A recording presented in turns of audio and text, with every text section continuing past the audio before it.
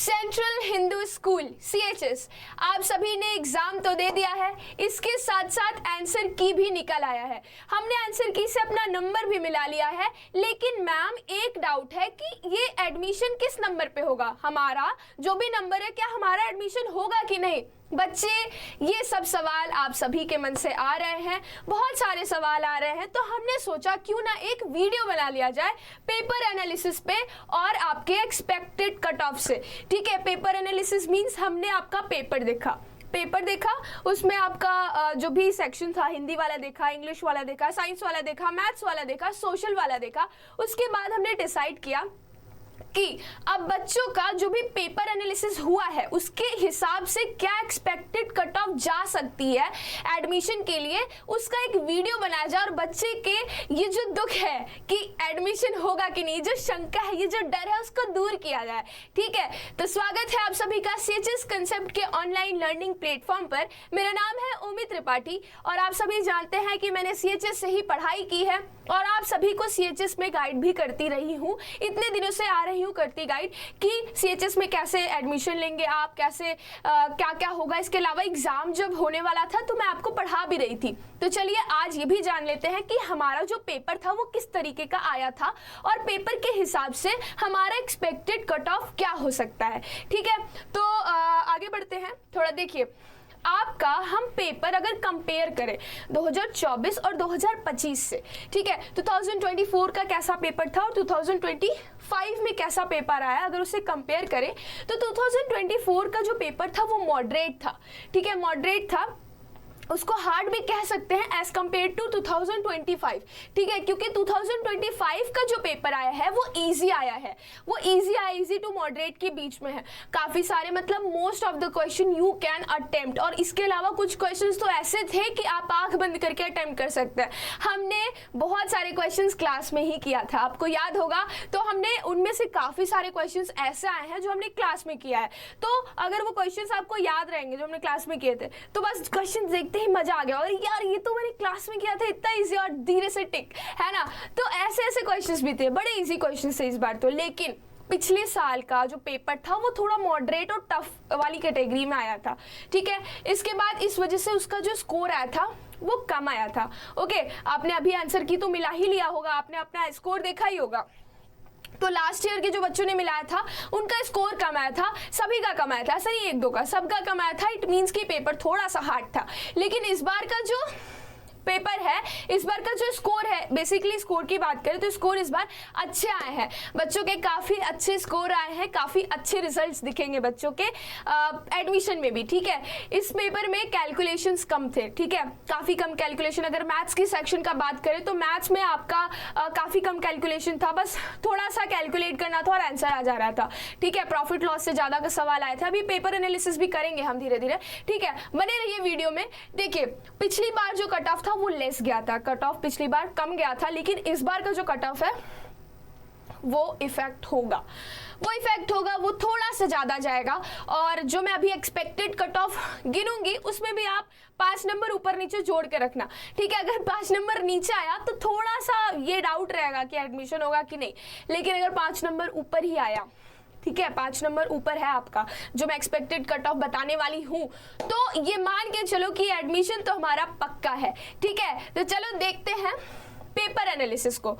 चलो, तो paper analysis अगर हम करें, सबसे पहले सोशल साइंस की बात करते हैं। सोशल साइंस मेरा भी फेवरेट सब्जेक्ट रहा है, आप सभी को पढ़ाने में भी बड़ा मजा आता था, आप सभी भी बहुत अच्छे से जवाब देते थे और सवाल भी बहुत अच्छे आए हैं। जैसे कि अगर हम बात करें पॉलिटिकल साइंस की, पॉलिटिकल साइंस से काफी सारे क्वेश्चंस थे, जैसे कि फंडामेंटल राइट से राइट टू एजुकेशन वाला सवाल आया था, लास्ट क्वेश्चन था वो, याद होगा आपको, है ना। इसके अलावा house of parliament, Rajya Sabha and Lok Sabha से सवाल आया था। इसके अलावा गवर्नमेंट ऑफ इंडिया एक्ट जो आपका ब्रिटिश इंडिया के अंडर में था, गवर्नमेंट ऑफ इंडिया, उन सभी पे सवाल पूछे गए थे।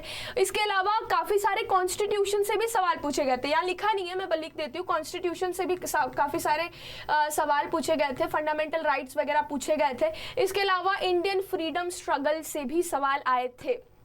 उस टाइम जो भी पॉलिटिकल सिचुएशन चल रहा था उस पे सवाल आए थे। तो पॉलिटिकल साइंस के जो भी सवाल थे ये सभी हमने किए थे। अगर आपको याद होगा तो हम प्रीवियस ईयर क्वेश्चंस जब एनालिसिस करते थे, जब उसका हम पेपर सॉल्व करते थे, तो सारे सवाल, ये सब सवाल जो है ना, ये सभी हम एक बार उनसे रूबरू तो हुए ही थे। तो याद तो होगा ही आप सभी को। सेकंड देखिए हिस्ट्री में कैसे सवाल आए थे। तो हिस्ट्री में मोस्ट ऑफ द सवाल जो थे वो मॉडर्न हिस्ट्री से थे। मॉडर्न हिस्ट्री से मैंने देखा काफ़ी सारे सवाल आए हैं।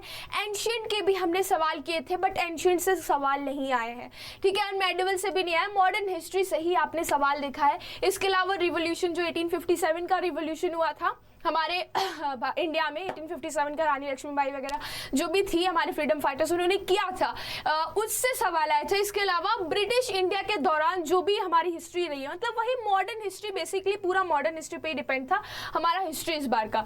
करंट अफेयर से ज़्यादा सवाल नहीं थे। इसके अलावा अगर ज्योग्राफी की बात करें, ज्योग्राफी काफी बढ़िया सेक्शन रहा है। सॉइल से सवाल आया था, ठीक है। सॉइल से विटिकल्चर, ये एकदम डायरेक्ट ये सवाल उठा के दिया गया है। विटिकल्चर हमने देखा था कि विटिकल्चर क्या होता है।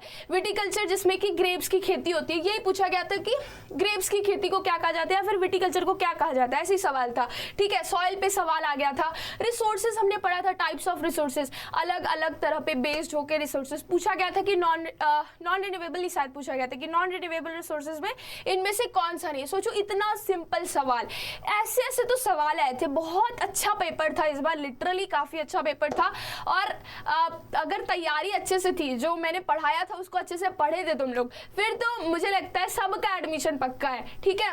इसके अलावा टाइप्स ऑफ इंडस्ट्रीज पे भी सवाल आया था। कुछ इंडस्ट्रीज पूछा जा रहा था कि कैसी ये जो इंडस्ट्री है ये कौन सी इंडस्ट्री कहलाएगी, ठीक है। तो सोशल साइंस का तो काफी बहुत अच्छा था, बहुत अच्छा था। अगर हम मैथ्स की बात करें, मैथ्स आप सभी को अंजलि मैम ने पढ़ाया था और मुझे पता है, पूरा विश्वास है कि बहुत अच्छे से आप सभी ने पढ़ा होगा और मैथ्स का भी सवाल अच्छा ही गया होगा। जैसे मैथ्स से मैंने जो पेपर एनालिसिस किया उसमें मैंने देखा कि लीनियर इक्वेशन से आया था सवाल, परसेंटेज से आया था, profit and loss, yes profit and loss से भी आया था, मेरे यहाँ लिखा नहीं है, प्रॉफिट एंड लॉस, ठीक है, यहाँ से भी सवाल आया था।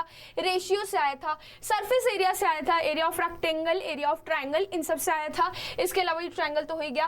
कंपाउंड इंटरेस्ट जो है, कंपाउंड इंटरेस्ट से सवाल आया है, मैंने एकदम डायरेक्ट सवाल आया, कंपाउंड इंटरेस्ट निकालने को बोला गया था। नंबर सिस्टम से सवाल आया है। तो ये सब सवाल आए थे मैथ्स में। मैथ्स का भी सेक्शन काफ़ी इजी था, बहुत ज़्यादा कैलकुलेशन नहीं था। इसके अलावा देन अगर हम साइंस की बात करें तो साइंस में रिसोर्सेज से सवाल आए थे। देन वही जो हमने ज्योग्राफी का रिसोर्स पढ़ा था वैसा ही कुछ सवाल था कि नॉन एग्जॉस्टिबल रिसोर्सेज इनमें से क्या कौन सा नहीं है बताओ। इतना सिंपल सवाल, ऐसे ऐसे से सवाल आए थे, ठीक है। आपके जो क्लास 8th के चैप्टर थे, आपको मैम ने चैप्टर ही पढ़ा होगा, चैप्टर 8 आपने पढ़ा होगा, चैप्टर 8। तो चैप्टर 8 से ऐसे डायरेक्ट सवाल आए थे, जैसे क्रॉप प्रोडक्शन एंड मैनेजमेंट से सवाल आया था, मैंने देखा। Conservation of plants and animal से सवाल आए थे। कोल एंड पेट्रोलियम से सवाल आए थे, कुछ कुछ पेट्रोलियम से सवाल मैंने देखे थे। मटेरियल से आया था, metals and non metal, combustion and flame. Physics में अगर हम देखें तो light, sound, friction, force and pressure, some natural phenomenons, इनसे सवाल आया था। इसके अलावा वेट, ठीक है, यस। अब इंग्लिश की बात कर लेते हैं। ये पूरा साइंस हो गया, ठीक है। साइंस के भी सवाल काफ़ी इजी थे। इंग्लिश की अगर हम बात करें, इंग्लिश भी आपको मैंने ही पढ़ाया था और मैंने ये देखा कि इंग्लिश में सारे सवाल मेरे ही सवालों से आए थे। यस, जो मैंने पढ़ाया था प्रीवियस ईयर क्वेश्चन, बिल्कुल वही सब सवाल आए हैं।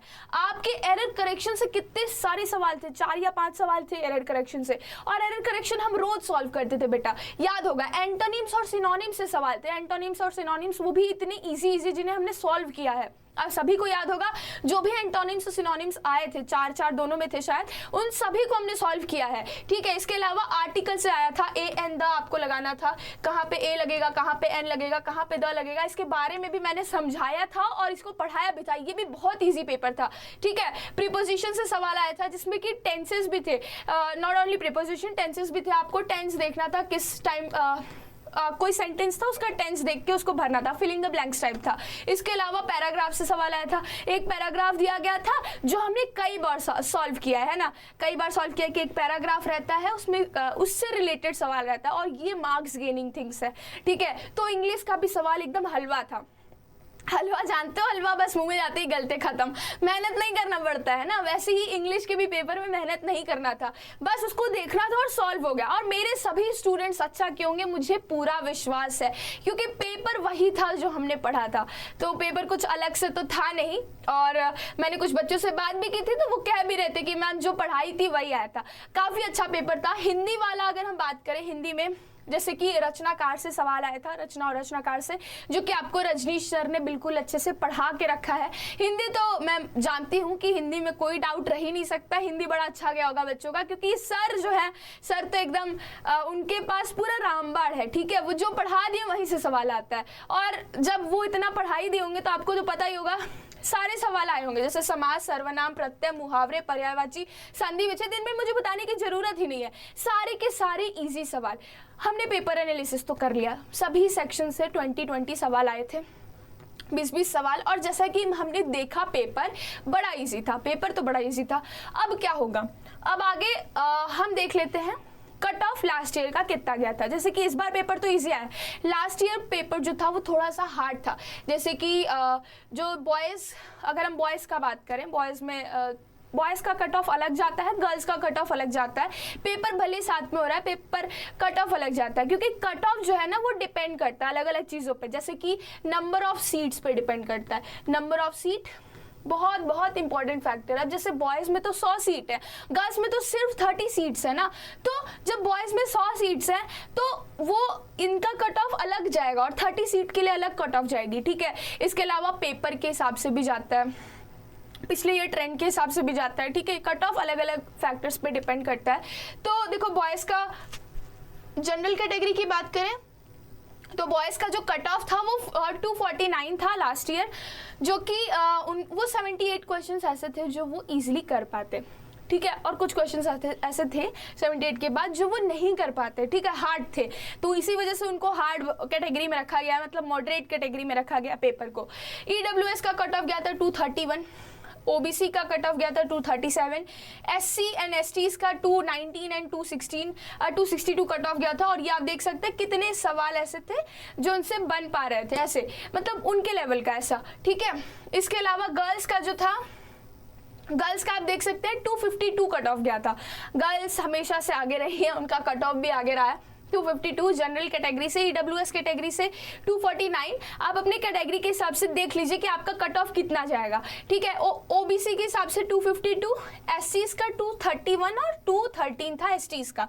चलो, ये तो कट ऑफ था 2024 का। लेकिन 2025 का क्या हो सकता है, एक्सपेक्टेड कट ऑफ। इसका नाम है एक्सपेक्टेड, ठीक है। ये मत मान लेना कि ये एक बॉर्डर लाइन है, मैम बोल दी है तो अब यही कट ऑफ जाएगा, बिल्कुल नहीं। इसमें +5 लिख लो और -5 भी लिख लो, ठीक है। +5 -5 जा सकता है, बट जहाँ तक जितने बच्चों का हमने मैसेज देखा है, जितने बच्चों का हमने स्कोर देखा है, उस हिसाब से तो यही होगा एक्सपेक्टेड कट ऑफ, ठीक है। यही जाएगा। कैसे, +1-2 नंबर का, 2-3 नंबर का अंतर होगा, नहीं तो यही आपका कट ऑफ, ठीक है। बॉयज़ का 249 जाने वाला है कट ऑफ, 249, जिसमें कि 80 क्वेश्चंस ऐसे थे जो करने वाले थे। गर्ल्स का जो है वो भी 249 ही जाने वाला है। गर्ल्स का इस बार बढ़ गया है, एक्चुअली घट गया है, क्योंकि गर्ल्स का जो सीट है वो तो उतना ही है, 30 ही सीट है, लेकिन पेपर ईजी था, तो 249 इस बार था गर्ल्स का। इसके अलावा इस बार है एक्सपेक्टेड है, ये एक्सपेक्ट किया जा रहा है कि 249 आएगा कट ऑफ आपका, ठीक है। OBC में गर्ल्स का 249 आएगा और वही बॉयज़ का 240 आएगा। EWS में 235 आएगा, गर्ल्स का 245 आएगा, ठीक है। गर्ल्स का SCs में 231, यहाँ 213, यहाँ पे बॉयज़ का 225 और 165।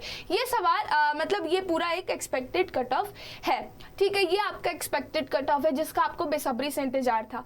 लेकिन क्या ये एक्सपेक्टेड कट ऑफ क्या होता है, ठीक है। कट ऑफ एक्चुअली होता क्या है, तो कट ऑफ दरअसल क्या है, कट ऑफ का मतलब होता है कॉलिंग कट ऑफ, ठीक है। Cut off means calling cut off. Calling cut off क्या है, कॉलिंग कट ऑफ ये है कि कट ऑफ जो जा रहा है आपका, उसमें जैसे कि कट ऑफ कितना गया है, ये मान लीजिए 249 गर्ल्स का गया है, ठीक है। 249 कट ऑफ गया है और सीट्स हैं, मान लीजिए मैं बॉयज़ की बात करती हूँ, बॉयज़ का 100 सीट है, ठीक है। कट ऑफ गया है 249, लेकिन उन बच्चों को 100 सीट के लिए 300 बच्चों को बुलाया जाएगा, ठीक है। कितने बच्चों को बुलाया जाएगा? 300 बच्चों को बुलाया जाएगा। वही अगर इन्होंने ये 2 to 3% मतलब टाइम्स वाला एक इन्होंने पॉलिसी अपनाई है, मतलब CHS जो स्कूल है वो एक पॉलिसी अपनाता है कि 2-3 गुना ज़्यादा बच्चों को बुलाना, कभी कभी वो 5-6 गुना ज़्यादा बच्चों को बुलाता है, ठीक है। तो इसमें क्या हो जाता है, 500 स्टूडेंट्स को बुला लिया, सीट सिर्फ 100 है, 500 स्टूडेंट्स को बुला लिया, ठीक है। कट ऑफ कितना गया है? 249। मान लो किसी बच्चे का, मान लो 300 बच्चों का, मान लो 100 बच्चों का, इनमें से जो 100 बच्चे हैं उनका कितना आएगा? उनका 290 के ऊपर है, ठीक है। तो किसका एडमिशन होगा? ऑब्वियसली इन्हीं का होगा। तो जो बच्चे सोच के बैठे हैं कि मेरा 249 से ऊपर है मेरा होगा, तो बिल्कुल नहीं। ये 290 नंबर जो लाया है ना, उनमें से जो 100 लोग हैं या फिर जितना भी जो टॉप रैंकर्स होंगे, अब 500 बच्चों को बुलाया गया, 500 में जो टॉप रैंकर्स होंगे, जो जिनका सबसे ज्यादा होगा, 100 ही सीट है, तो 100 सबसे ज्यादा नंबर वाले होंगे, बस उन्हीं का एडमिशन होगा। Okay, so this is the reality. So ये मत समझो कि हमारा जो कट ऑफ जा रहा है उससे हमारा एडमिशन हो जाएगा, बिल्कुल नहीं, ऐसा कुछ नहीं होता है। कट ऑफ आपको बताया जाता है कि आप उस कैटेगरी में आ गए कि आपका एडमिशन हो सकता है, लेकिन एडमिशन ये भी है कि नहीं हो सकता। ओके, और जिस हिसाब से वो बुलाएं ये डिपेंड करता है कि वो 2 गुना बच्चों को, 3 गुना ज़्यादा बच्चों को बुला रहे हैं या 5 गुना ज़्यादा बच्चों को बुला रहे हैं, ठीक है। इसी वजह से कट ऑफ का मतलब होता है कॉलिंग कट ऑफ। चलो एक और चीज़ बताती हूँ मैं आपको, बिल्कुल सैड तो नहीं होना है। ये अब चिंता हो गई होगी कि मेरा तो लो स्कोर है, अब मेरा क्या होगा, है ना। चिंता ये सबको बना के रखता है कि अब क्या होगा मेरा। तो बिल्कुल बच्चों घबराना नहीं है। हार जीत जीवन का एक अहम पहलू है, ठीक है। इंसान हारता भी है और जीतता भी है, लेकिन हमें हार नहीं मानना है, कभी भी हम हारते नहीं है। मैं हमेशा क्लास में एक कोट बोलती थी, या तो विन है या तो लर्न है, ठीक है। या तो विन है या तो लर्न है। तो या तो आप जीत गए, या तो आपका एडमिशन हो गया, या फिर आप क्या किए, या तो आप सीख लिए। सीखे कैसे? तो यही होगा, जो बच्चे क्लास 9th में है, मैं उनकी बात कर रही हूँ, अगर वो क्लास 9th में है तो उनके लिए अभी एक दरवाजा है क्लास 11 CHS का, ठीक है। तो बिल्कुल हार नहीं मानना है और ना निराश होना है। हम क्लास 9th के बाद क्लास 11 की तैयारी करेंगे। हमारा एडमिशन नहीं हुआ तो क्या हुआ, अभी हमारे पास 2 साल है, 9th और 10th, 9 + 10, ठीक है। हम 9-10 में अपना फाउंडेशन तैयार करेंगे, अपना बेस तैयार करेंगे, और अभी से जुट जाएंगे अपनी तैयारी के लिए, और क्लास 11th में एडमिशन लेके रहेंगे, चाहे वो लड़का हो या लड़की हो, ठीक है। तो बिल्कुल भी ऐसा टेंशन नहीं लेना है कि मैम मेरा क्या होगा। जो होगा अच्छा होगा, जो होता है अच्छे के लिए होता है। लेकिन जो बच्चे क्लास 11th में, उनका क्या, चिंता मत करो, तुम्हारे लिए भी ऑप्शन है।